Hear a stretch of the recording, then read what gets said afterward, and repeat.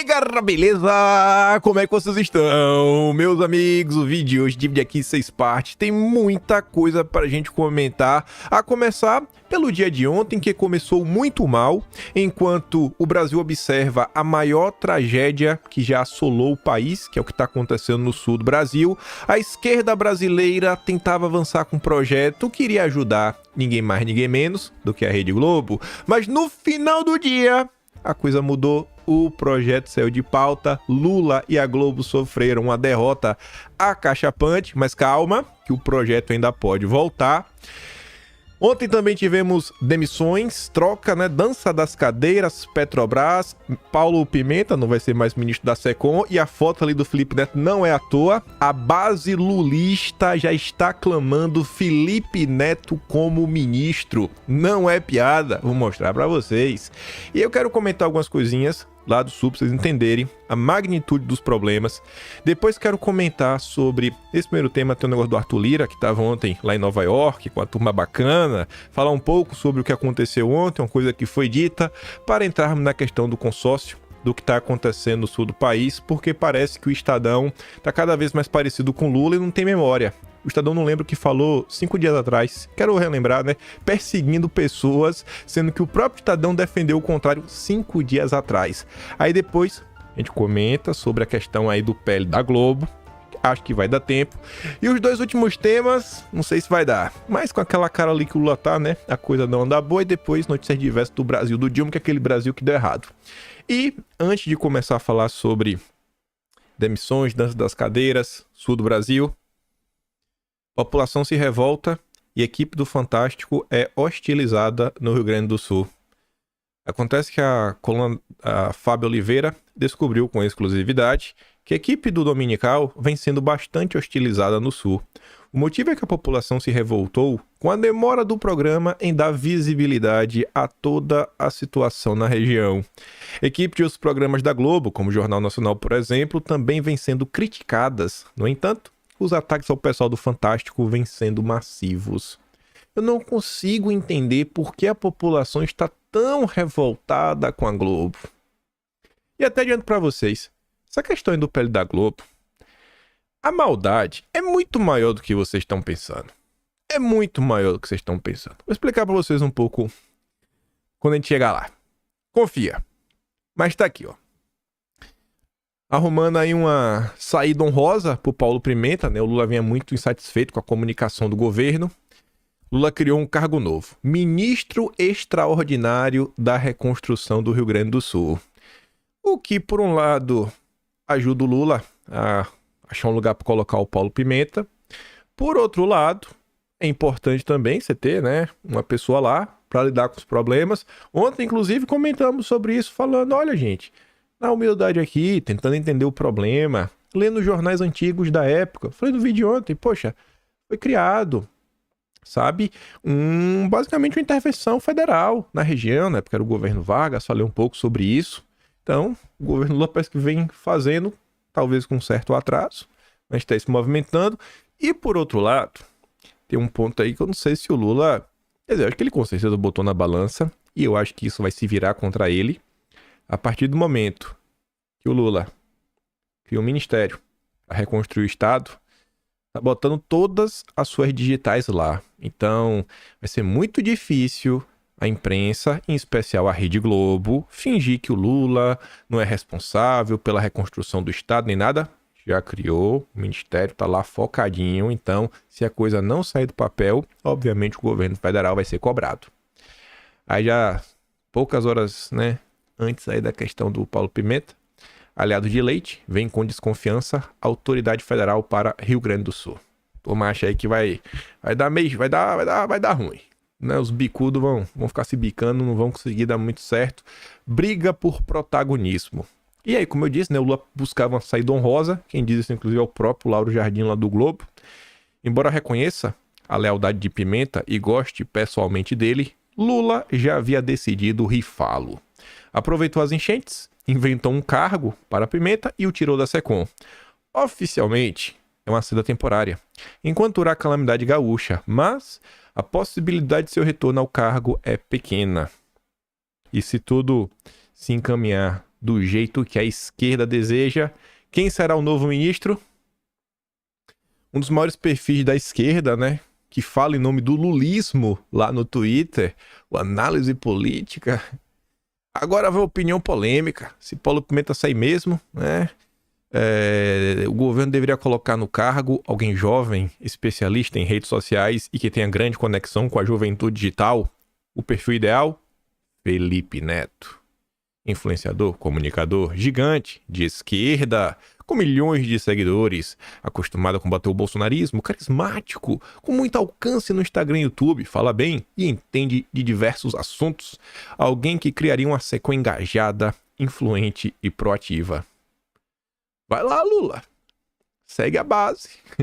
Segue a base. Eu apoio essa ideia aí. Apoio, mas apoio demais. Vamos ver aí se a agenda do Felipe Neto sendo divulgada pro Brasil, se a turma realmente vai comprar. Vamos ver aí. Vamos ver se essa agenda woke identitária realmente tem tanto apelo como a esquerda acha que tem. Eu acharia lindo. Pra ver. Vamos ver o que acontece, né? Mas eu acho que no final do dia, o Lula vai trair, né? O Lula vai trair. Felipe Neto não é filiado ao PT. E o PT não quer abrir mão de nenhum ministério. Voltando agora. Quer dizer, voltando não.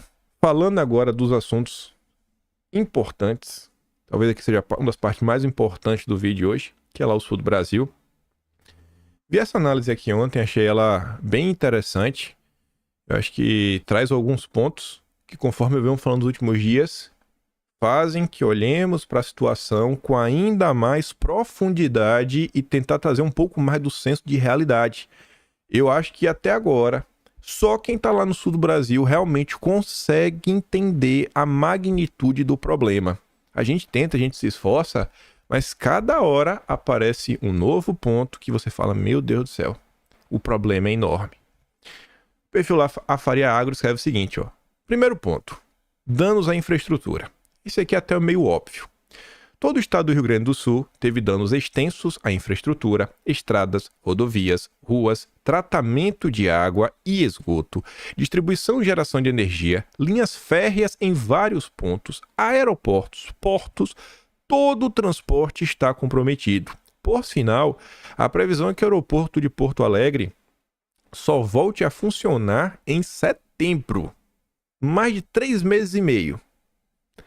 Indústrias. Apenas em Porto Alegre foram mais de 40 mil empresas afetadas pela enchente. A refinaria que fornece diesel, gasolina e gás para o sul, que está praticamente paralisada. Grendene, Gerdau, indústrias de insumos agrícolas como a Yara e muitas outras que, além de perder estoques, tiveram a produção paralisada. Agro, questão dos grãos.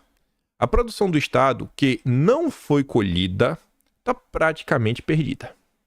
As máquinas atolam no solo, os grãos estão germinando, não há diesel, não há estradas para escoar e nem onde armazenar.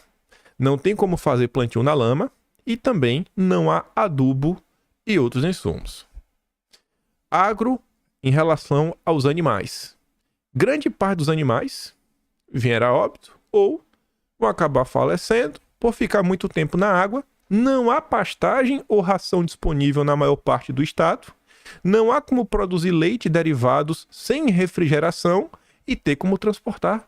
Frigoríficos estão com produção reduzida. Agro no geral. Muitas terras estão irrecuperáveis pela quantidade de lama e cascalho, o custo de recuperação supera o valor da terra. Grande parte do estoque de grãos foi perdida e outra ainda pode se perder por umidade e fungo. Em relação ao transporte da produção agroindustrial, logística. Com os danos nas estradas, pontes e ferrovias, pode levar meses até se normalizar. O porto de Porto Alegre pode levar meses até voltar a funcionar. O lago precisa ser todo sondado no canal de navegação e dragado, além da recuperação da estrutura. Em relação aos lagos, ambos os lagos precisam ser extensamente sondados e dragados, precisam receber a manutenção correta ou novas enchentes ocorrerão. Há anos, os lagos não recebem manutenção, a calagem de embarcações permitida há alguns anos era de 6 metros, hoje é de 4 metros. Em relação à economia, A economia do Estado levará anos para retornar o nível em que estava, que tinha um PIB de 640 bilhões de reais. Com certeza esse PIB cairá muito, porque muitas empresas e empresários perderam tudo e terão que recomeçar com um porte menor. O desemprego do Estado irá aumentar. Em relação à recuperação, em reunião com outros empresários e cooperativas, chegamos a calcular que os custos devem superar R$ 1 trilhão. Fora isso, teremos uma queda substancial no PIB do Estado, também do Brasil, além da receita de outras empresas em outros estados. Esse valor parece ser muito alto, mas se você pegar o Katrina, que se gastou em 10 anos em torno de 160 bi, você multiplicar por 5, você já tem mais ou menos 800 bilhões. Então, um valor próximo. E, pelo que consta, a situação aqui foi muito maior do que o Katrina. Então, não parece ser um valor assim, totalmente real. Conclusão.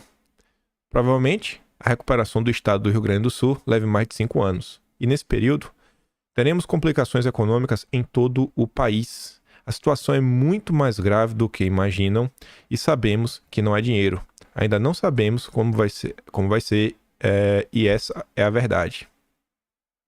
Mas só que ele falou ali, ó, R$ 1 trilhão. Fora isso, teremos uma queda substancial do PIB do Estado e também do Brasil. Isso é meio óbvio, né? Se o PIB do Brasil leva em relação o PIB do Estado do Rio Grande do Sul, e ele fala depois que, além da receita de outras empresas em outros estados. O que é produzido no Rio Grande do Sul é comercializado em outras regiões. Alguns insumos que são lá, empresas de outros locais utilizam. Então isso realmente vai acabar afetando um pouco todos os estados brasileiros. Uns mais, outros menos, mas não tem como não ter uma variação de preço, inflação, oferta e demanda continua existindo. A situação é complicadíssima. Cada hora aparece mais uma coisa para você refletir. Quando a gente olha para o Rio Grande do Sul, e muita gente está apontando isso, se nós tivéssemos um plano de contingência, se o Rio Grande do Sul tivesse uma infraestrutura mais robusta, possivelmente não estaríamos diante de uma tragédia tão grave. Infraestrutura é essencial, isso era para ser óbvio. Aí você, né, tá vendo o que está acontecendo no Brasil, e eu vejo, pelo menos nas redes sociais, as pessoas tendo a seguinte abordagem. Diante dos problemas do sul do país, está provado que precisamos investir mais na infraestrutura brasileira. Isso é o que as pessoas comuns pensam. Não os especialistas. Não os especialistas, não! A esquerda é diferenciada. Os lulistas são diferenciados. Enquanto o país clama por infraestrutura para evitar os problemas, a turma da Globo nos conta que projetos de infraestrutura na Amazônia potencializam desastres climáticos. Isso já tem da infraestrutura? A tragédia no Rio Grande do Sul ligou alerta para outros empreendimentos de infraestrutura já anunciados pelo governo federal. Entre eles está a polêmica Ferrogrão. Por que polêmica? Linha férrea emite muito menos carbono do que caminhão. Qual a lógica? Qual a lógica? Usinas hidrelétricas no Rio Tapajós. O Brasil não pode produzir energia, né? Comentamos, acho que anteontem, que você pega ali uma seleção de umas 10 empresas de tecnologia, as grandes big techs, data centers, Amazon, Microsoft, Alphabet. Juntas, eles consumiram mais energia do que a Colômbia. Mas o Brasil não precisa de mais energia. O Brasil tem que ficar para trás, principalmente nessa nova revolução, né? Cada vez mais tecnológico, não precisa de energia. Derrocagem do Pedral do Lourenço no Rio Tocantins e a proposta de corredores de integração sul-americana. Não precisa ter.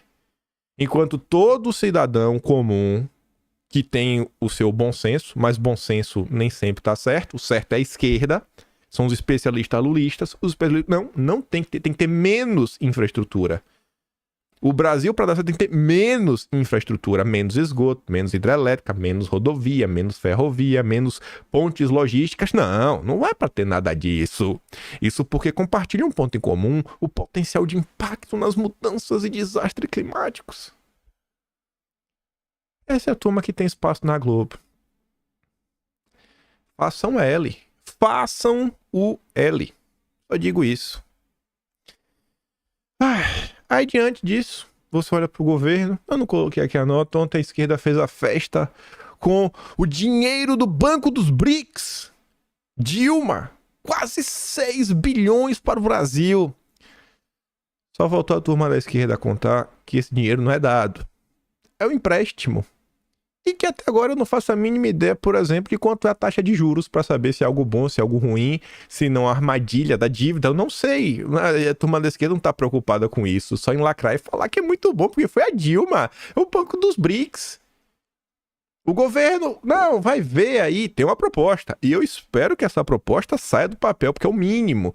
Ajudar as famílias, então um pouco mais de 5 mil reais. Que não dá para muita coisa, mas já é uma ajuda.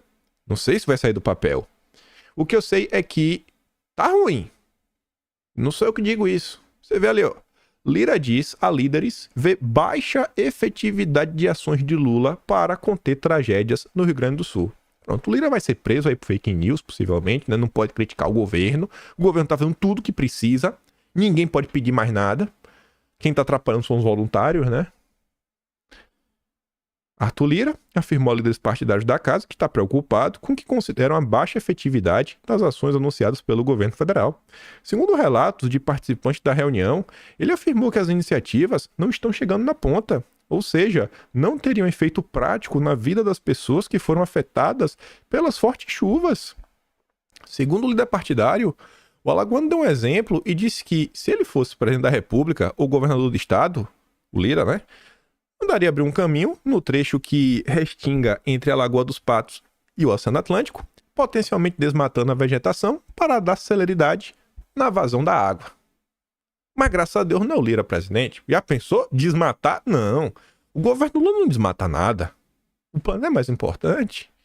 Como mostrou a Folha, a reunião ministerial do Lula na segunda, né? Na segunda-feira, a gente já está hoje quarta-feira, Rui Costa disse que a intenção do governo de contratar um estudo de uma consultoria internacional para fazer o diagnóstico dos problemas no estado e apontar soluções, e que uma das funções desse levantamento seria analisar a viabilidade da construção de um canal de escoamento. Vai ver quando? Eu não sei, já é quarta-feira. Já é quarta-feira. Vai ver quando, irmão? Tá que governo bom, viu? É muita proatividade. Havia a previsão que Lula apresentasse novas medidas de socorro ao Estado na tarde desta terça, mas isso foi adiado. Tá bom. Bacana. Isso aí. Não reclame. Não reclame. Não reclame. Agradeça que é o Lula. Ai. Aí pegando o gancho, porque o Lira, junto à nossa classe política, passou aí a segunda e terça-feira lá fora, né? Ontem foi o evento do LEAD, em Harvard. Segunda-feira foi o evento do Grupo Esfera. Até botei aqui no local, né? Precisa achar que é invenção. No Rockefeller Center. Parece até... Não sei o que falar disso, né? Mais uma vez, eles precisam discutir o Brasil longe dos brasileiros, para a população não atrapalhar. Porque o povo não sabe de nada. Tava lá o Esfera do empresário João Camargo, Rockefeller Center, é muito simbólico. E na terça, ontem, né? Foi vendo do Dória, do LEAD, Harvard Club. Sensacional, sensacional, sensacional, sensacional. Só para falar um pouco desse evento. É que é do Dória, né? Não do Esfera. Vai reunir 300 empresários e tudo mais. Aí além, o Lira estava em ambos. Pacheco também tá lá. Vários governadores. O governador do Acre, do Amazonas, né? O Gladson Camelli, o Wilson Lima do Amazonas. Renato Casagrande do Espírito Santo. Eduardo Rei do Mato Grosso do Sul. Romeu Zema, de Minas Gerais. Helder Barbalho do Pará. Ratinho Júnior do Paraná. E Cláudio Castro do Rio.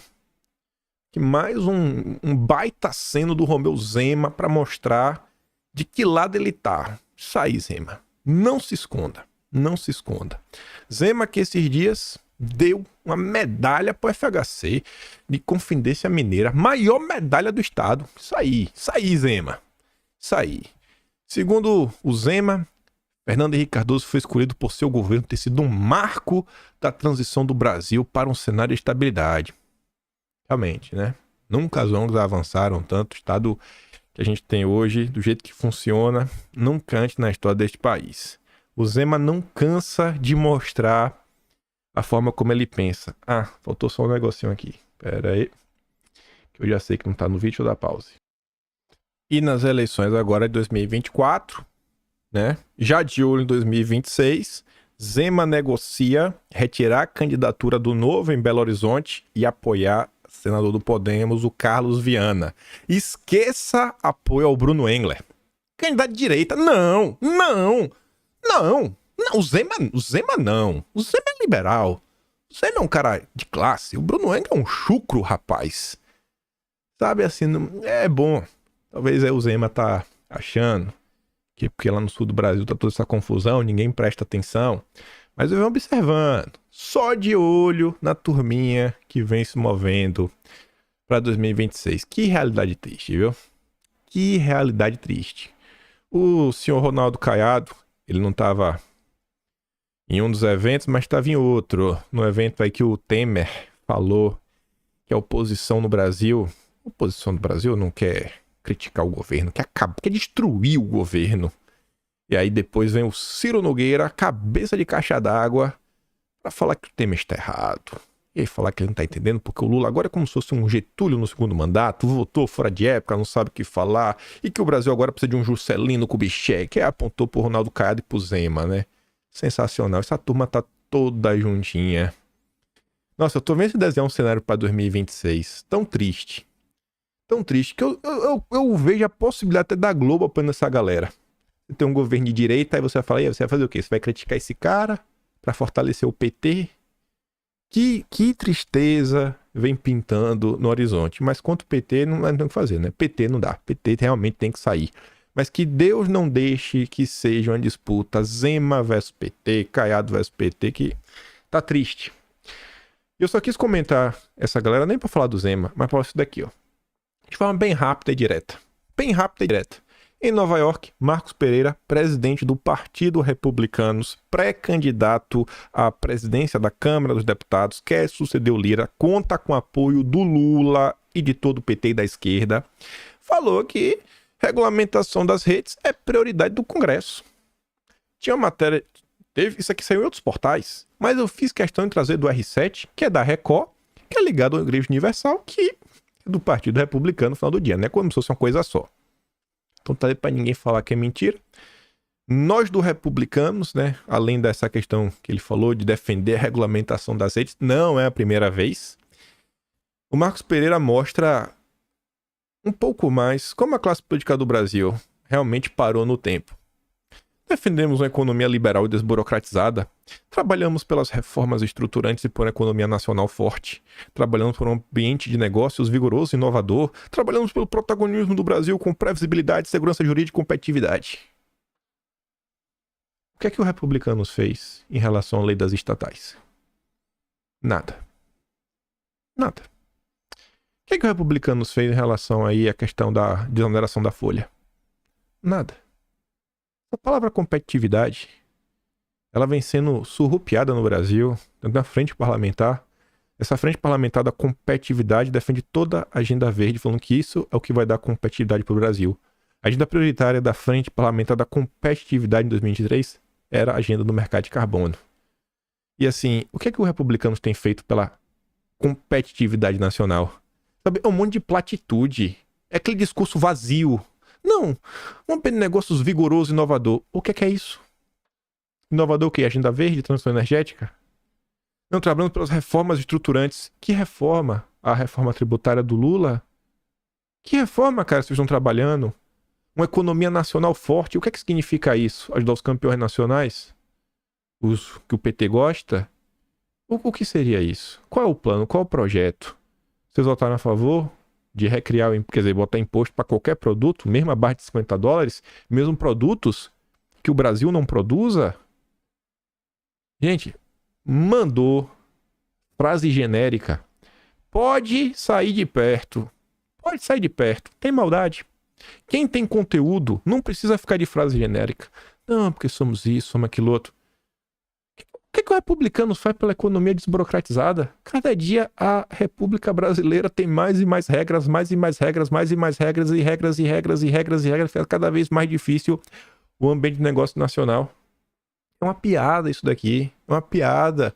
Sempre em eventos lá fora. Essa fala aqui do Marcos Pereira, você sabe qual é o grupo que ele tá acenando, né? Se fosse só o PT, tava bom.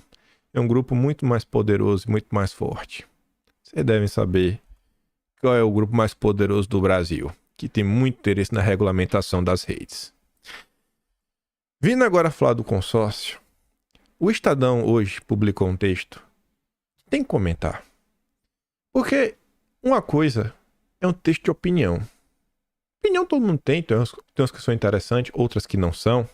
Mas quando é um editorial, o editorial, em tese é a opinião, só que do CNPJ. O CNPJ não fala, né? Mas o dono do jornal, ele tem lá a equipe, ou ele mesmo escreve, onde ali está representando a opinião de um grupo inteiro de comunicação. O grupo Estadão pensa assim. Isso é muito problemático, porque o que o Estadão pensa em seus editoriais é a cabeça da empresa. Com certeza, eles esperam que os seus funcionários pensem de forma minimamente similar. O Brasil não é conhecido pelo debate livre de ideias. Não é. O Estadão hoje teve a coragem de escrever assim, ó, os mercadores do caos. Vou até colocar no título de hoje. O bolsonarismo não é uma força política normal, é uma força destrutiva que só é capaz de prosperar num ambiente de conflagração permanente, desconfiança entre os cidadãos e entre este e as instituições e negação da política como meio de concertação civilizada entre interesses sociais divergentes. Com base no quê? Com base no quê? É uma afirmação muito forte. Você poderia dar exemplos? Não, eles nunca dão exemplos. Eles só falam, botam um monte de adjetivos e esperam que as pessoas pensem. Ter esse diagnóstico claro, de antemão. Diagnóstico? Mas como assim, cara? Como é que tu chegou nesse diagnóstico? Porque quando você vai no médico fazer um diagnóstico, o cara fala, não, peraí, ele tá com uma dor aqui, tá vermelho, tá azul, o cabelo tá pra cima, o olho tá pro lado, então esse adjuntante de fator aponta isso. O que é que fez o Estadão desse diagnóstico? Quais são os exemplos? Quais exemplos? Mas tudo bem. É fundamental para compreender como e por que bolsonaristas de 4 costados têm agido como mercadores do caos, espalhando desinformação em meio à tragédia do clima que arrasou o Rio Grande do Sul. Há uma agenda em jogo? Há uma agenda, né? Tudo organizado. E ela não poderia estar mais distante dos interesses nacionais, que dirá dos imperativos morais e humanitários que devem orientar a ação de governos e da sociedade neste momento de amparo aos gaúchos. A difusão de mentiras ou distorções da realidade de forma coordenada entre os bolsonaristas, como é que funciona essa coordenação? Porque tem 5 anos que vocês acusam isso. 5 anos. Talvez até mais, né? Vamos botar 6 desde 2018. 6 anos. Como é que funciona? Até vocês não explicaram, nem provaram. Tal como ocorreu durante o Fique em Casa, não provoca danos na escala dos causados pelas chuvas torrenciais, mas gera um efeito igualmente devastador, mina o esforço nacional para fazer chegar ajuda vital aos nossos concidadãos gaúchos. Mina ajuda? A desinformação é o que mais tem prejudicado o nosso trabalho, disse ao Estadão o comandante do Exército, General Tomás Paiva. Aí que vem a parte interessante. Depois tem mais 2 parágrafos, mas eu quero voltar. Eu trouxe só por causa desse parágrafo. Porque aqui o Estadão dá um exemplo. Dá um exemplo, não. O Estadão fala o nome do santo, mas não explica o milagre. A fim de enfraquecer a democracia que tanto desprezam. É disso que se trata? Figuras como os deputados Eduardo Bolsonaro, Gayer, Paulo Bilinski, Nicolas, Gilvan, General Girão, Carlin de Tony, entre outros congressistas, além do governador de Santa Catarina, Jorginho Melo, agem de forma livre e consciente para destruir os laços de solidariedade entre os brasileiros? As mentiras disseminadas na tribuna da Câmara e por meio das redes sociais, a pretexto de criticar supostas omissões do governo federal no enfrentamento da crise, não tem outro objetivo senão de abalar a capacidade das pessoas de confiarem umas nas outras. Começando por baixo, né? O Jorginho Melo, ele estava falando da questão da NTT, que o SBT fez uma reportagem sobre isso, né? Mas é fake news. É fake news, né, Estadão? Este moral ataque à verdade dos fatos, na expressão considerada por Hannah Arendt, tem como finalidade a instalação de um clima de confusão generalizada no país, que seja tóxico bastante a ponto de, no limite, fazer a democracia só sabrar diante da falta de seu insumo básico. A confiança entre as pessoas, sem a qual não é possível estabelecer consensos mínimos, principalmente o reconhecimento de que adversários políticos, ora vejam, também possuem dimensão humana e têm legitimidade para tomar parte do debate público. Eu queria muito xingar o Estadão. Muito xingar. Mas muito xingar. Queria muito xingar vocês. Porque vocês desumanizam há mais de 6 anos qualquer pessoa de viés conservador. Vocês nos fazem parecer monstros. Como vocês ousam falar, né? É aquela frase: xingue-os do que você é, acuse-os do que você faz. Definição perfeita do que o Estadão tá falando. A desumanização que vocês fazem não tá no gibi. Ironicamente, foi esse pacto civilizatório que levou quase toda a chamada dessa política a interromper a campanha de 2018 a partir de 6 de setembro daquele ano, quando Bolsonaro sofreu um atentado. Ninguém parou a campanha não, viu, irmão? Ninguém parou. Ninguém. Não vem com papinho, não. Ali ficou claro que a política não vale tudo. Não é? Mas ao que parece, os bolsonaristas ignoraram a lição, pois agora não emitem mais o tênue sinal de constrangimento ao explorar o terrível drama dos gaúchos para oferir eles mesmos ganhos políticos eleitorais. E aí encerra falando: os bolsonaristas têm o direito de criticar o governo federal. Como oposição, estranho seria se não fizessem. Os bolsonaristas têm até o direito de ser injustos com Lula, afirmando que o petista nada tem feito para aliviar o sofrimento dos gaúchos, o que não é verdade. Mas não é de críticas que se está se tratando, é uma desumanização que extrapola as lides políticas entre direita e esquerda, conservadores e progressistas. Filhos... Eu não vou terminar, mas é disso que eu quero chamar vocês. Filhos... 10 de maio, 5 dias atrás, o editorial de vocês intitulado Comando de Caça aos Traidores. Vocês falavam com todas as letras, já no subtítulo: em batalha partidária, o governo se aproveita da tragédia para intimidar os seus críticos. Há 5 dias atrás era o governo que perseguia pessoas. E agora vocês acusam o inverso. Vocês se venderam em 5 dias. O ânimo punitivista de Pimenta é de outra natureza. Em ofício encaminhado ao Ministério da Justiça, o ministro listou postagens em redes sociais que, segundo ele, são narrativas desinformativas e criminosas. Olha só, com base em uma delas, acusa, por exemplo, que Eduardo Bolsonaro, olha a palavra, criticou a ajuda do governo federal, o Rio Grande do Sul, ao mencionar que o governo levou 4 dias para enviar reforços. Eis o crime. Criticar o governo petista. Vocês escreveram isso 5 dias atrás. Um interlocutor na sala de situação sugeriu mandar prendê-los e Pimenta responde: manda prender, não aguento mais fake news. Se o ministro mistura assim alhos com bugalhos, não é por ignorância, mas por cálculo. Ou seja, o que vocês escreveram hoje, 5 dias depois, não é ignorância, é cálculo. Cálculo político, destruição. Vocês são demoníacos. Não tem outra palavra para escrever o que vocês estão fazendo hoje.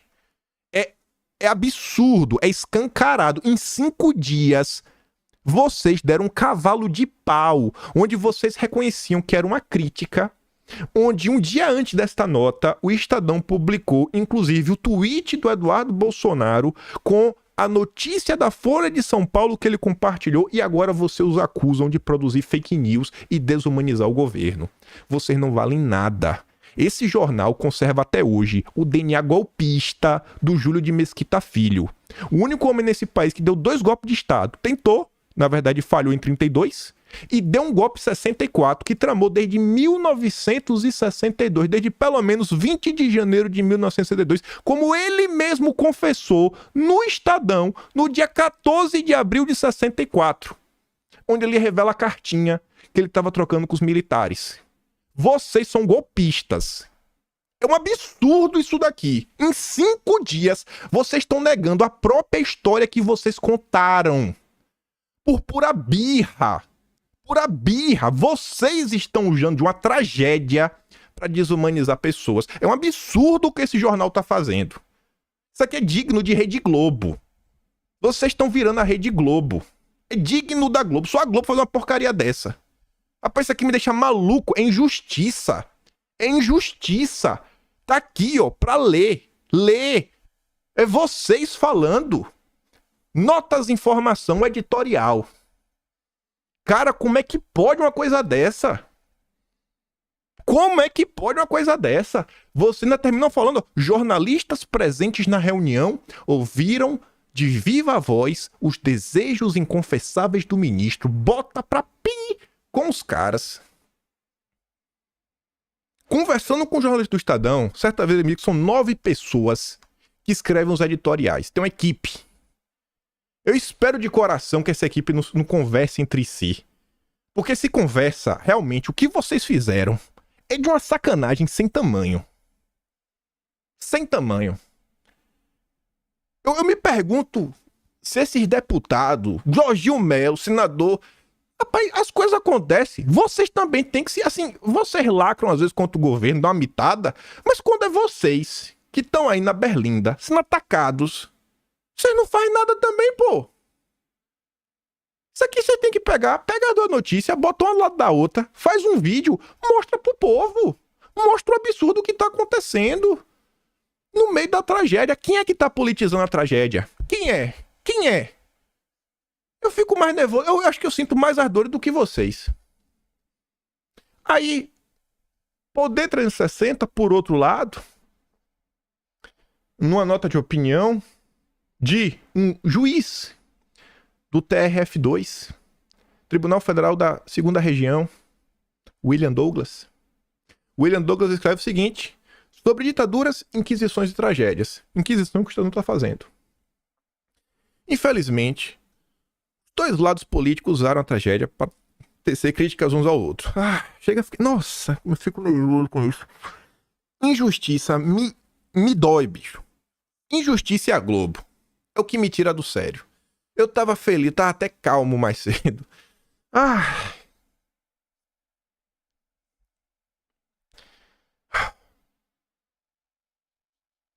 Marina, aliada do governo, culpou Bolsonaro. Não consta alguém ter perdido processos contra ela ou contra quem criticou políticos conservadores em decorrência de sua opinião sobre a questão do clima. Criticou o governo do presidente de Lula, por outro lado, recebe outro tratamento. Fica a pergunta, só um lado pode culpar o outro? Na terça-feira, dia 7, na reunião do Planalto, Paulo Pimenta, né, tem que... eles, né? É um erro inibir reclamações, críticas, cobranças, ainda que equivocadas. Não se deveria colocar a Polícia Federal para cima dessas pessoas dessa forma. Esse tipo de medida é próprio das ditaduras. Em uma democracia é inaceitável, na visão do titular do poder, seja a verdade inquestionável, nem que se prenda quem pensa diferente. Será que não está havendo uma confusão entre crítica e o que chamam de fake news? Diversas fontes de informação embasam as críticas. Quem está na linha de frente, socorrendo as pessoas ou levando suprimentos, precisa alertar sobre as dificuldades enfrentadas. Suas reclamações demandam ser ouvidas, avaliadas e sanadas, jamais criminalizadas. Quanto aos políticos, é inerente à sua função que desempenham a externalização de juízo crítico ou elogioso em relação aos governantes. Não faz sentido criminalizá-los por esse motivo. Aliás, a sensação é que não existe mais o artigo 53 da Constituição. Os jornalistas devem gozar de liberdade de imprensa, uma das bases da democracia. Apesar disso, o SBT foi acusado de promover fake news, mesmo apresentando o registro em vídeo do fato que noticiou. E essa notícia serviu para a NTT, em atitude louvável, editar uma portaria para solucionar o problema. Mas segundo o Estadão, Jorginho Melo está mentindo. Por fim, não menos importante, Os cidadãos comuns, incluindo os influenciadores digitais, também devem ter respeitados seus direitos e garantias constitucionais, como a liberdade de opinião e de expressão do pensamento. Porém, se mesmo a rede de TV do tamanho do SBT está com medo, o que dirá os cidadãos comuns? Se uma crítica ao governo foi considerada ato capaz de produzir pânico ou tumulto, então estaremos diante de uma ditadura do silêncio. Ninguém mais pode criticar ou será processado. Isso é um absurdo. Isso desrespeita o sistema de direitos e garantias individuais. O próximo passo será amanhã, mesmo sem ser durante uma tragédia, criminalizarem quem criticar a política de segurança ou de abastecimento de água de um governo qualquer. Qualquer crítica está sujeita a ser vista como potencial causadora de pânico e tumulto com direito a inquérito e prisão. A mensagem passada pela SECOM é clara. O grande irmão está de olho em você. Temos novos Winston Smith, cuja função é garantir que só seja falado ou veiculado o que se molde aos interesses do detentor do poder. E aí William Douglas dá alguns exemplos, né, do que aconteceu nos últimos dias, né, algumas das postagens que estão lá do Paulo Pimenta, a gente já comentou. Aí ele fala, Leandro Ruschel, li a matéria. Quem pode ser investigado pela PF por mentira sobre a tragédia da agência pública? Um dos casos citados, de Leandro Ruschel, é emblemático. O texto o classifica como sendo de extrema-direita, quando é, na verdade, um conservador exercendo seu direito de crítica. Sua quantidade de seguidores do X e suas posições políticas são apresentadas como se fossem indícios de culpa. Olha, ele tem 1 milhão de seguidores, ele é extrema-direita, logo ele é culpado. Será que ser ouvido por muitas pessoas e exercer os seus direitos políticos agora é crime? Para o Estadão é. Desconheço a única vez que Leandro tenha defendido o uso de violência ou qualquer outro fato desabonador de sua honorabilidade, ou que tenha se desviado do mero exercício de sua liberdade de expressão. Ele só discorda do grande irmão. A razão de Leandro ter sido objeto de um ofício da SECOM para o Ministério da Justiça, no qual pretende sua inclusão em inquérito, foi ele ter feito um longo texto com a avaliação geral do colapso moral do Brasil, e no meio do texto ele comentou, né, a questão do óbito lá na UTI de Canoas. O prefeito não desmentiu os óbitos e o caos da evacuação, mas tão somente o número de vítimas. Não teria sido 9, mas 2.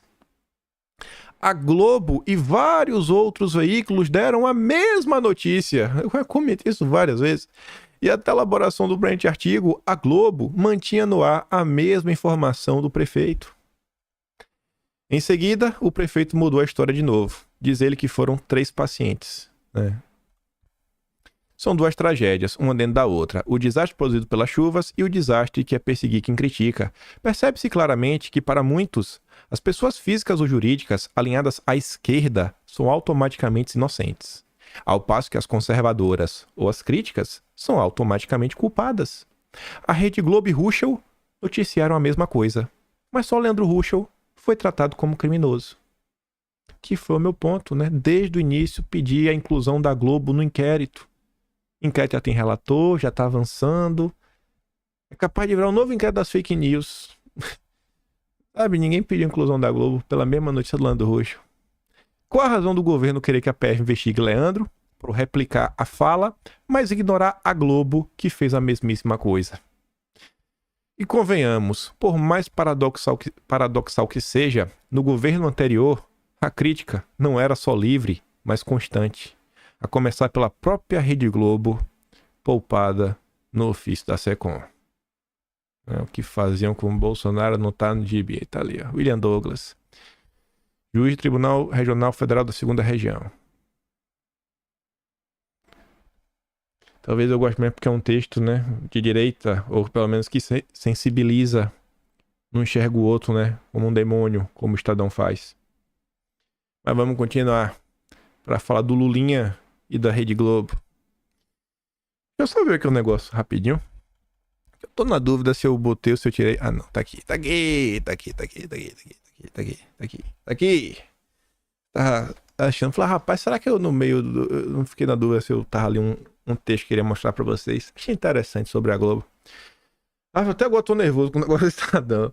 Toma uma água aqui, ó. Pera aí, foi mal, velho. Hoje me tirou do sério.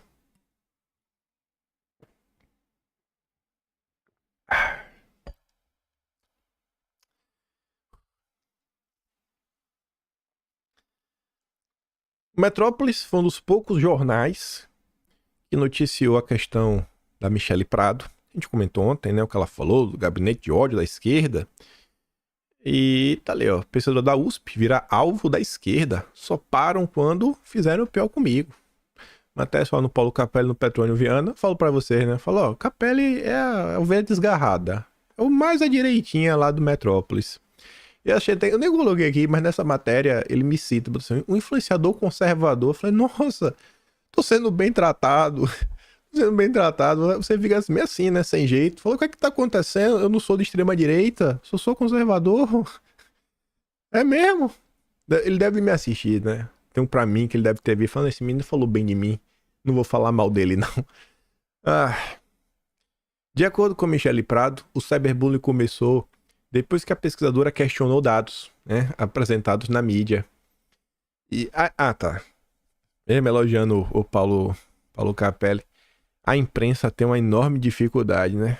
Foi uma das poucas notas que saiu, mas tem uma manchete até que vai no ponto central aí do que tá acontecendo.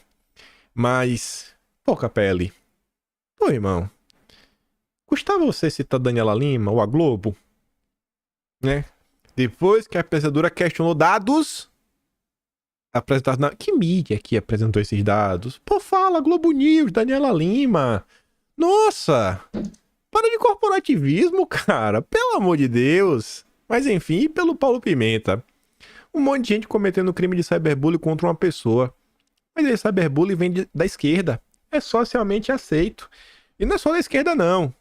É também do consórcio de esquerda, né? Mônica Bergamo tá ali, ó. A pessoa que afirma que já criou um gabinete do ódio está descrita pelo UOL como designer de interiores, que foi a passeatas contra Dilma, votou em Bolsonaro, pesquisou sobre a seção da direita e em 2022 votou em Lula. Já tá lá fazendo a caveira. Aí nessa postagem da Mônica Bergamo, acho que a resposta que mais tem compartilhamentos e likes foi uma minha, bem simples. Peguei a manchete da Folha, entrevistando a Michelle Prado, tratando ela como grande pesquisadora. Eu grifei o nome Michelle Prado. Eu falei, Mônica, por que ela era respeitada então por vocês antes, né? Quer dizer, agora ela não presta mais porque só pode atacar um lado? A pessoa só serve quando é pra destruir o seu inimigo?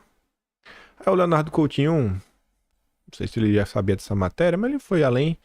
Ele fala assim, ó, não seria mais fácil e digno investigar o problema ao invés de desqualificar, como o Nemer e a Mônica Bergamo estão fazendo? Ela compartilhou o David Nemer, é mais um queridinho da Rede Globo, especialista em desinformação.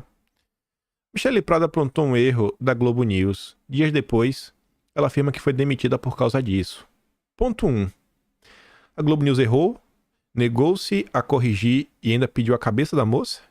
Assim sendo, o grupo do professor Pablo Hortelado, que tem como missão estudar e combater a desinformação, cedeu à pressão de quem publicou a notícia enviesada e se negou a corrigir? Bom, Pablo Hortelado é parceiro da Globo há muitos anos. Repórter Globo, aquela série meio especial que a Globo faz, tipo documentário. Ele já fez um fake news 2018 ainda. Escreve na Globo há anos, tem a colônia dele lá. O Pablo Hortelado é mais Globo do que Michelle Prado, né? Mais Globo do que USP. Pelo amor de Deus. Item 2. A Globo News... Mostra toda hora aparecendo isso aqui. Tira aqui. Cadê? Sai. Cadê mais? Pronto. A Globo News não errou e a Michelle fez um ajuste equivocado. Assim sendo, sem passar pelo grupo de pesquisa do qual ela então fazia parte e ela fez um estardalhaço indevido. Foi isso que aconteceu? Terceira opção. Com Michelle, que até semana passada era reconhecida como pesquisadora, validada pelo grupo da USP, Fefelete e tinha espaço franqueado na própria Folha, virou da noite para o dia a designer de interiores. O grupo de pesquisa da USP, a imprensa e sei lá mais quem, foram enganados por uma impostora ou ela perdeu as credenciais por não tocar conforme a banda toca? Opção 4. Cadê o estudo? A lista cabe várias outras perguntas, vários questionamentos. E aí quem procura acha.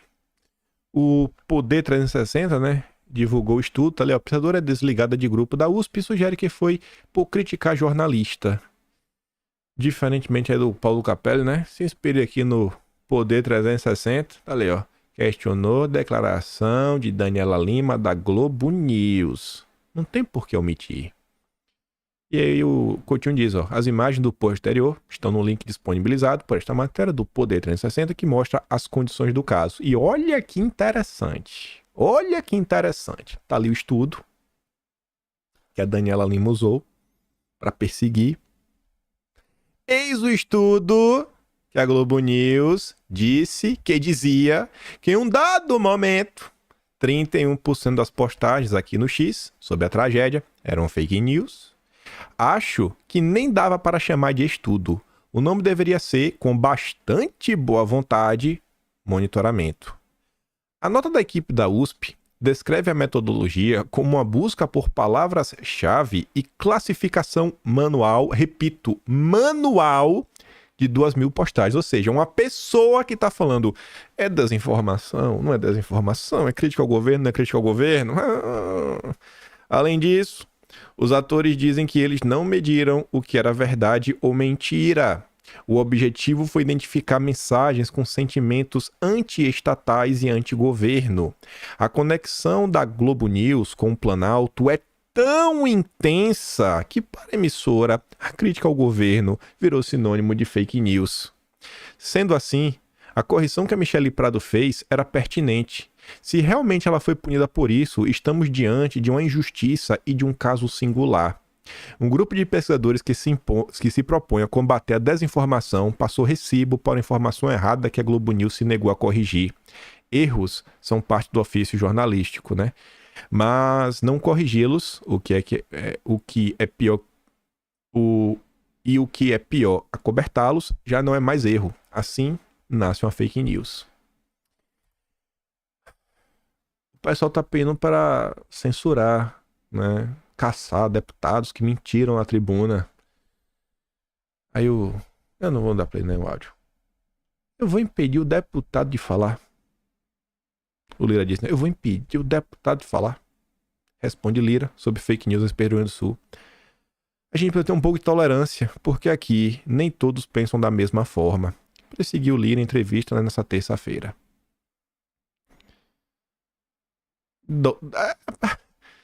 Você vê como tá o Brasil. O Lira parece sensato. Os pessoalistas, os petistas, quem tá puxando esse negócio de censurar é o PSOL, né? Acionando aí deputados. Os caras tá tão radical que o Lira parece sensato. Aí o Leandro Narlock. E aí eu vi dois eventos curiosos. Nos últimos meses. E eu acho que deu pra perceber, né? Eu falo sempre isso. Eu trago mais conteúdo de pessoas que não estão na bolha do bolsonarismo do que outra coisa. Tento trazer uma parte do tempo tudo da imprensa, pra ninguém reclamar. Reclama com a imprensa, tá ali, ó. Eu interpreto, boto alguns pontos, mas a notícia tá ali da imprensa. Aí, então, assim, tem algumas bolhas que eu vou criando bolhas, né? O Twitter tem uma ferramenta que é listas. Quando você clica nela, ele cria um feed de notícias só com as pessoas que estão naquela lista. Então tá por ordem, né, cronológica, só daquelas pessoas. Tem 10 pessoas, então tudo que aquelas 10 pessoas postaram em ordem cronológica. Então, quando eu identifico assim, algumas pessoas que eu vejo, esse cara ali parece muito de determinada bolha, eu vou colocando determinada lista para ir dando um bizu. E aí eu colocaria o Leandro Narlock na mesma bolha do Leonardo Coutinho. Tem um cara que é o Pedro Burgos, ele tá um pouco... Não sei se o termo seria um pouco mais à esquerda, mas enfim, ele tá menos à direita, talvez, do que esses dois, mas ainda tá no mesmo grupo. E uma coisa que eu venho notando é que essa relação de Lula com a Globo e como os petistas vêm agindo, eles estão conseguindo provocar uma irritação em pessoas até então bem complacentes com a imprensa. Você vê, por exemplo... O Paulo Capelli cita, né? Apresenta pela mídia. Todo mundo sabe que é a Globo. Mas você vê que a Globo começa a aparecer no noticiário, em polêmicas. Tá pesada a parada. Daniela Lima tá muito pesado o que ela tá fazendo. Ela, Natuza Neri, né? São bem raivosas as duas. Tá bem pesado. E esse movimento, eu sinto que o governo Lula, na galera menos... Não seria mais isentão, mas assim, tanto faz pra mim, Lula, Bolsonaro, eu vou tocar minha vida do mesmo jeito. Acho que a turma tá percebendo que o buraco é um pouco mais embaixo. E que Muito do que os bolsonaristas apontam não é maluquice. Veja o que o Leandro Narlock está escrevendo. Eu cresci, como muitos brasileiros, assistindo o Jornal Nacional e Jornal da Globo. Quando me mudei para São Paulo, percebi que assistir o Jornal Nacional me fazia matar a saudade de casa. Ele era parte da minha normalidade, da rotina reconfortante da casa de minha mãe. Mas hoje, como muitos brasileiros, eu não suporto os jornais da Globo ou da Globo News. Quem mudou? Provavelmente ambos. Mas deixa eu tentar entender por que o jornalismo da Globo me irrita tanto. Um primeiro motivo é a confusão entre jornalismo e lição de moral. Os jornais da Globo não querem apenas informar o Homer Simpson, o afegão médio. Querem catequizá-lo. Não dão apenas notícias como antigamente. É legal assistir programas antigos para ver a diferença. Também defendem a moral e os bons costumes politicamente corretos da época, Agenda woke. A reportagem sobre pessoas na praia durante o Fica em Casa não informa apenas que há pessoas na praia durante o Fica em Casa. O repórter tem que fazer uma cara exagerada e artificial de reprovação. Muito ruim. Volta para o apresentador, que dispara um segundo sermão fraco sobre o tema. Como essa carolice me irrita. Item 2. Pretensão de ser dono da verdade. Um requisito básico do jornalismo é admitir que a verdade é um cristal que explodiu. Ninguém tem a completa. Ela está em pedaços espalhada na sociedade. Mas o jornalismo da Globo tenta nos convencer que sabe de tudo. E quem discorda é fanático, extremista, negacionista, disseminador de fake news. Daniela Lima é quem mais investe neste erro, a ponto de considerar fake news até mesmo opiniões sobre fatos, como a sociedade está cuidando do Rio Grande do Sul no braço. Item 3. Normalização de ideias da extrema esquerda. Não me esqueço de uma reportagem do Jornal Nacional de anos atrás, dizendo que é preconceito usar os termos pardo ou mulata. Como de costume, a reportagem seguiu o formato. O jornalista, provavelmente do PSOL, levanta o tema e fundamenta ouvindo um especialista, que por acaso também é do PSOL. Que tal ouvir um dos tantos linguistas para quem o preconceito está na intenção e não na palavra? Ou para quem é ridículo se basear na raiz etimológica para validar vocábulos? Não, jamais. Em temas ambientais, essa normalização é menos perceptível, mas também está muito forte. Já vi André Trigueiro dizendo que a seca no Pantanal havia sido causada pelo uso de pesticidas, com a fonte, um especialista de ONG de esquerda. Ou dando números errados sobre os pesticidas, baseado numa pesquisadora da USP, que em seu estudo científico cita Marx em diversas vezes. O jornalismo ambiental da Globo embarca como ninguém na falácia do mundo justo, segundo a qual, se passamos por infortúnios, é porque fizemos por merecer. A propósito, é muito difícil haver na Globo um debate verdadeiro em temas ambientais. Ouvi um dos diversos índios favoráveis à mineração em terras indígenas, atividade que enriqueceu comunidades no Canadá, Estados Unidos e Austrália. Ouvi especialistas que defendem a mineração sustentável na Amazônia como forma de enriquecer, mas desmatando menos. Debater abrir o mercado de energia nuclear, a solução óbvia para as emissões de carbono? Jamais. Muito perigoso. Melhor fazer a milésima matéria sobre o potencial da bioeconomia para salvar a Amazônia, potencial que há 40 anos não sai do papel. Aqui eu sinto que o Leandro Narlock, ele desconhece um pouco da história. E não é falando tirando onda nem nada, porque é uma história que muita gente não sabe. Eu mesmo não sabia até um dia desses. O filhinho do Marinho foi diretor do WWF, ONG internacional. A relação dessa galera com esses atores internacionais é muito profunda. Klaus Schwab, em 94, tem foto ao lado do Roberto Marinho, quando o convidou para participar do Fórum Econômico. Então, assim, a Globo não é um negocinho qualquer, não é uma empresinha ali que cresceu e a galera ganhou dinheiro. O buraco é muito mais embaixo. Essa pauta verde... Ai, ai. Em resumo, o problema não é só o jornalista da Globo ler e estudar pouco, como jornalistas em geral. O pior é a falta de humildade, o fato de achar que sabe mais que os outros, querer catequizá-los e expurgar os dissidentes. E aí chegamos no assunto que, nossa, eu tava triste quando acordei de manhã, vi um monte de coisa acontecendo, o Pele da Globo vai ser pautado, o pessoal acha que tem número pra passar, eu falei, meu Deus do céu, não acredito, que tristeza, meu senhor. Tava na pauta de ontem. Ai, Pele 8889-2017. A autoria é do deputado Paulo Teixeira, do PT.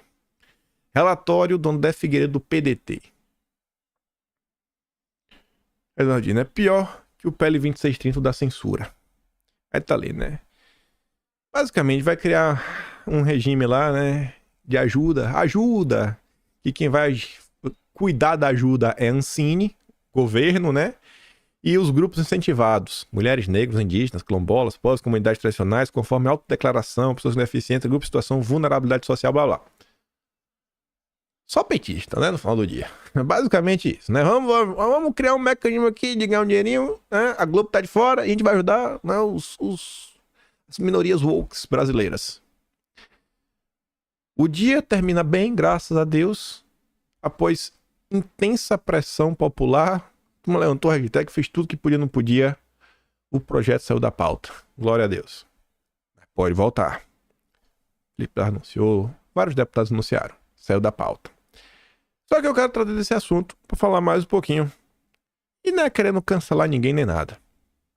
Esse capitão Alberto Neto foi aquele cara que tá até com o Bolsonaro esses dias, quando o Bolsonaro participou do Spaces lá com o Mário Naufal, o americano, né? Falar do Twitter Files. Ele tava usando a conta do Alberto Neto. O Alberto Neto mandou aquela ali, ó. Meu voto será contra o PL 8889. Nós da direita nunca vamos aceitar mais cobrança de taxas em cima do bolso do trabalhador brasileiro. Não acreditem em fake news e nos ajudem a divulgar a verdade. Isso me incomoda, sabe? Tanto que eu respondi assim, ó. Sabe qual é o problema, cara? Você é arrogante. Você podia ter pedido desculpa por votar sim pra urgência, mas já tá acusando as pessoas da direita de fake news. Você se mostra mais um inquisidor que persegue pessoas da direita que te cobra pra fazer o mínimo. Que vergonha. Não acredite em fake news. A turma tava falando que ele votou sim no requerimento de urgência. É fake news, Alberto Neto? Do mesmo jeito que eu falei do Maurício do Vôlei, e no dia seguinte eu falei mal do projeto do Maurício do Vôlei, e no dia seguinte eu vim elogiar o Maurício. Falei, cara, ó, eu mandei uma mensagem pra ele, eu falei, parabéns, Maurício. São poucas essas pessoas que, quando são criticadas, aparecem em público e pedem desculpa. Eu valorizo isso. Ter o coração no lugar, às vezes, vale muito mais do que um cérebro. Muito mais do que um cérebro. No Brasil, na política, eu prefiro alguém que tenha pelo menos o coração no lugar. Parabéns, Maurício do Vôlei. Parabéns, cara. Sem ter a bolacha em você, você mandou desculpa. Poucas pessoas conseguem reconhecer isso quando erra. Aí o seu Alberto Neto já tá falando, é fake news. Se você fala isso, tá falando fake news.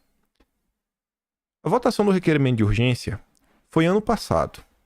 E eu não tô trazendo esse assunto por causa do Alberto Neto. Eu quero falar isso aqui da Globo e do Lula. Vocês não estão entendendo a maldade do que tá acontecendo desse projeto. Requerimento de urgência foi do dia 16 de agosto do ano passado. Foram 106 votos não, 291 sim. O requerimento de urgência foi aprovado. A orientação do PL foi não vai votar, para votar contra a oposição, né? Partido Novo e minoria. Minoria, oposição, PL e o Novo é a mesma coisa. Então, não, vai votar não, esse projeto é ruim. Este projeto é ruim, votem não. Ainda assim, tá ali os deputados do PL que votaram sim.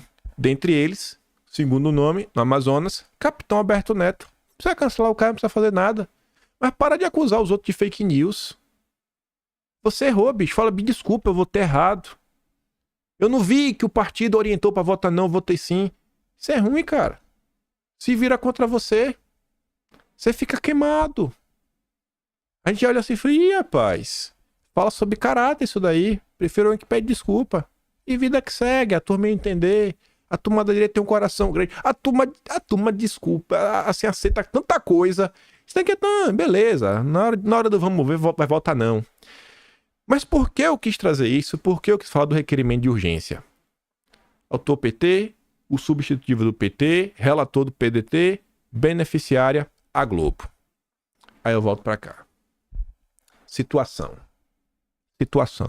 Em qual situação tá esse projeto de lei hoje? Olha o que tá grifado.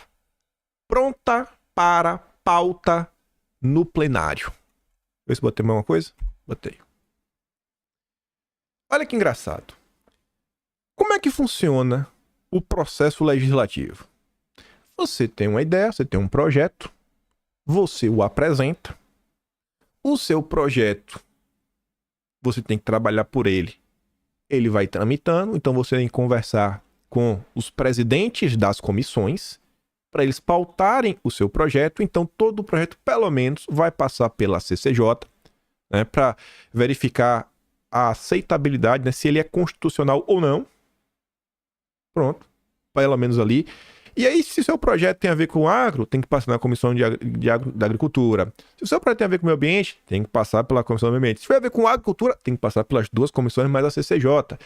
Então, você vai tendo. Alguns projetos se cria uma comissão especial para discutir aquilo ali, para um tema mais complexo, tipo a reforma tributária. Vai ali para discutir tudo, para adiantar, porque senão vai ser um Deus no cu, vai passar por todas as comissões. Mas passa por aí. Quando você coloca o requerimento de urgência, você não precisa passar por esse processo. O requerimento de urgência é urgente. Além da urgência, em termos temporais, de colocar em pauta hoje, é urgente. O requerimento de urgência, ele faz com que o projeto pule todas as comissões e caia no plenário. Só que aí que vem um ponto. Olha o dia da votação do requerimento de urgência. Dia 16 de agosto. Desde o dia 16 de agosto, esse projeto podia ter entrado na votação. Não entrou. Deixaram para colocar esse projeto na calada da noite, quando o brasileiro tá de olho na tragédia do sul do Brasil. Você consegue entender a maldade? Esse projeto podia ter sido colocado para votação 1 mês atrás, 2 meses atrás, 3 meses atrás, desde agosto do ano passado. Escolheram colocar no momento onde o país enfrenta a maior tragédia do século. Vocês conseguem entender a maldade disso? Se aproveitar que a população está prestando atenção no sul do Brasil para pautar agora? Cara, como é que a turma da Câmara colocou isso em pauta? É desumano. Rapaz, vocês não têm empatia pelo ser humano. Vocês não têm empatia, não é possível. Vocês não têm empatia. Vocês colocaram na calada da noite um projeto que ia beneficiar a Globo. Vocês estão entendendo? O projeto que é de autoria do PT. O substitutivo é do PT. E entra agora. Rapaz, vocês aprovaram urgência no passado, mas só colocou agora, quando tá todo mundo com foco no sul do Brasil. Que maldade. E para vocês entenderem o contexto desse requerimento de urgência, aí, só o Atlas brasileiro, né? O que acontecia em agosto de 2023? Por isso que eu falo, sem querer ser muito arrogante, não tem nenhum trabalho historiográfico como o Atlas brasileiro que está contando a história do Brasil. E realmente tentando contar a história. Como é que você... Se esse interesse parte na sua cabeça, pô, tô interessado no que aconteceu em agosto. O que você ia colocar no Google? Você ia colocar... Ia ler todas as notícias de agosto? Esse projeto, como vocês viram, auxilia, né, a classe artística, o woke de esquerda. Olha o que acontecia dias antes de colocar o requerimento de urgência. Vocês devem lembrar que o PL 2630 tinha lá também, né, a remuneração do jornalismo profissional, só que depois começou a entrar algumas outras coisas, como tá ali, ó. Lira prepara a terceira tentativa de votar a PL das fake news. Saiba como proposta pode ser fatiada. Queda de braço entre Globo, artistas e Janja vai decidir futuro de projeto na Câmara. Qual projeto? PL 2630. Partidos dizem que Lira estão prontos para votar novo PL das fake news, mas ele resiste. Etapa editorial, etc. São 3 páginas de sequência. 105, 106 e 107. As primeiras páginas do capítulo Regulação das Redes. Relator apresenta parecer de projeto que prevê remuneração de conteúdo jornalístico e artístico em redes sociais. Veja ponto a ponto. Acordo entre emissoras de TV e artistas cai e afeta a votação de novo PL das fake news. Entenda por quê. Será que a urgência desse projeto de 2017 foi apresentada um dia depois desta nota aí do acordo que caiu, que ajuda as TVs e os artistas como uma forma, falou, cara, o pele das fake news está queimado. Não vai passar. O pele das fake news está todo mundo prestando atenção. Vamos por esse caminho aqui? Vamos por esse caminho? Será que esse projeto não era exatamente a válvula para tapar o buraco, né? Ou para abrir o buraco do dinheiro que o pele das fake news queria? Olha o timing das coisas. Olha o que ambos estavam discutindo em agosto, apresentado.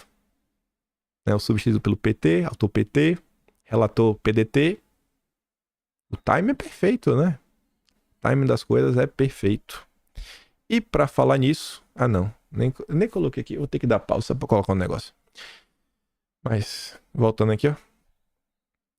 Ontem, além dessa vitória, em vitória da oposição, o Senado adia a votação de texto sobre mudanças climáticas para ouvir empresários. O texto foi retirado de pauta após pressão da oposição ao governo Lula, capitaneada pelo Flávio Bolsonaro.